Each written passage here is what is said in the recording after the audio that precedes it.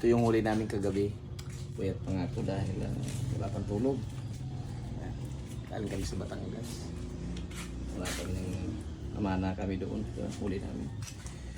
Ito may 3 kilo. Ito din may 3 kilo din. Malaki. Kuhang surahan. Yan. Saka mayroon pong mga baluad ang tawagin sa amin. Dito ang tawag niyan ay danggit ang tawag dito. Laki. Meron din pala danggit dito sa Batangas. Okay din.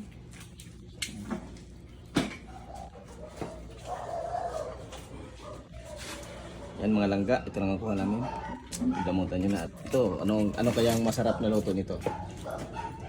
Ihaw. Ihaw ba? Sige, mamaya. Kukuluan natin yung apoy.